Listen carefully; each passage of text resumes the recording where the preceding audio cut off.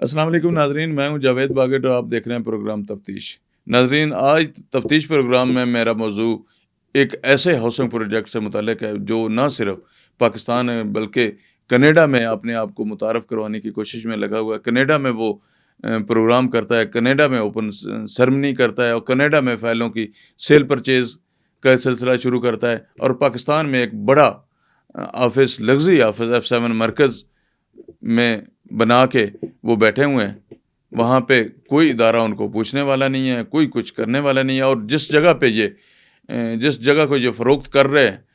اس سے قبل بھی اس جگہ کو متعدد ہاؤسنگ سوسائٹیز مافیا نے اس کو فروخت کیا، NOC نہیں لیا۔ ایک غیر قانونی ہاؤسنگ پروجیکٹ پہلے بھی اس جگہ پہ قائم رہا ہے، اور آج بھی جو یہ کینیڈین ریزیڈنشیا ہے ایک غیر قانونی ہاؤسنگ پروجیکٹ ہے، اور یہ بھی اسی جگہ پہ بیٹھ کے جس جگہ پہ پہلے اس سے قبل 3 پروجیکٹ جو ہیں وہ یہاں پہ لانچ ہوئے، انہوں نے لوگوں کو بے وقوف بنایا اور ان کو جمع پونجی سے محروم کیا۔ اور جہاں پہ اب کینیڈین ریزیڈنشیا فعال کر رہا ہے، وہاں پہ اس سے قبل ریبا ہومز، 99 گروپ، سرک ٹاؤن جیسے جیلی پروجیکٹ یہاں سے عوام کو لوٹ چکے ہیں، اور انتظامیہ، میں کہتا ہوں کہ ضلع کونسل اٹک کی انتظامیہ جو ہے انہوں نے ان پہ کارروائیاں کی ہیں، ان پہ مقدمے درج کیے اور ان کے حوالے سے اشتہار شائع کیے، جس کی وجہ سے یہ تینوں اس سے قبل چلنے والے پروجیکٹ جو ہیں وہ بند ہو گئے، ان کو بند کرنے پڑے کیونکہ ان کے پاس کوئی منظوری نہیں تھی۔ اب یہاں پہ اسی جگہ پہ کینیڈین ریزیڈنشیا نے اپنے آپ کو متعارف کروایا، پاکستان کے علاوہ کینیڈا میں شو کیے، وہاں پہ اوپننگ سرمنی کی، وہاں سے لوگوں کو لوٹنے کا ایک سلسلہ شروع کیا۔ تو اس حوالے سے بھی میں سمجھتا ہوں کہ ضلع کونسل اٹک کا ایک بڑا قدم ہے، جنہوں نے اس حوالے سے اپنے ضلع کونسل اٹک کے پیج پہ یہ لگایا کہ یہ کینیڈین ریزیڈنشیا جو ہے غیر قانونی ہاؤسنگ پروجیکٹ ہے، اور عوام کو مطلع کیا کہ اس میں انویسٹمنٹ سے پہلے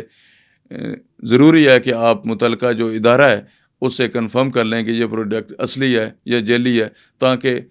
لوگ اس سے بچ سکیں کہ یہ ایک غیر قانونی پروجیکٹ ہے، اس میں انویسٹمنٹ جو ہے آپ کی محفوظ نہیں ہے، غیر محفوظ انویسٹمنٹ ہے۔ میں سمجھتا ہوں کہ ضلع کونسل اٹک کا یہ اشتہار یا اس طرح سے اپنے پیج کو پہ دینا اور لوگوں کو اس سے آگاہ کرنا ایک بڑا قدم ہے۔ اور دوسری طرف ہم دیکھیں کہ ضلع اسلام آباد، یہاں پہ وفاقی دارالحکومت کا post sector, CDA، FIA، NAB جیسے بڑے ادارے یہاں پہ موجود ہیں، لیکن ان کو کوئی پوچھتا نہیں ہے۔ وہ دھڑلے سے سیل پرچیز بھی کر رہے ہیں، انہوں نے اپنا جو ہے وہ سیل پرچیز پلان بھی جاری کیا کہ کون سا پلاٹ کتنے کا ہے، جگہ کا پتہ نہیں ہے، منظوری ہے نہیں ہے، اور سیل پرچیز کا ایک سلسلہ انہوں نے شروع کر رکھا ہے، اپنا پلان انہوں نے جاری کر دیا۔ کسی ادارے میں انہوں نے اپلیکیشن نہیں دی کہ اس پروجیکٹ کے حوالے سے کہ منظوری ہمیں چاہیے۔ میں سمجھتا ہوں کہ بڑی کمال کی بات ہے کہ اتنا بڑا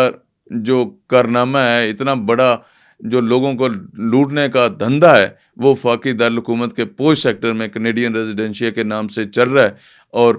سب کچھ خاموش ہے۔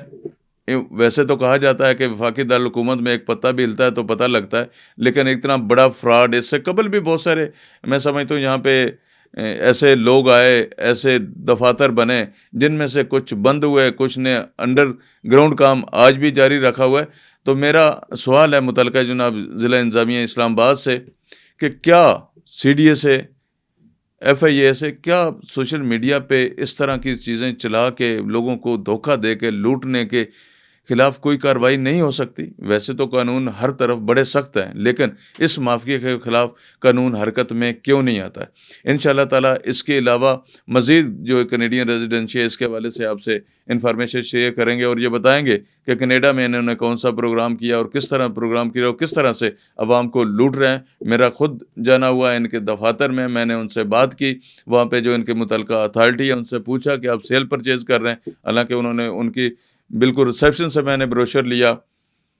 سیل پرچیز کا جس پہ ساری ڈیٹیل لکھی ہوئی تھی، لیکن جو صاحب مجھے ملے وہ کہتے ہیں نہیں جی ابھی ہم سیل پرچیز نہیں کر رہے ہیں۔ لیکن اگر سوشل میڈیا پہ آپ جائیں تو یہ سیل پرچیز اور اس طرح اوپننگ پروگرام کا سلسلہ جو ہے وہ ان کا جاری ہے۔ انشاءاللہ مزید انفارمیشن کے لیے اگلے پروگرام میں آپ کے سامنے حاضر ہوں گے، اس وقت تک کے لیے اللہ حافظ۔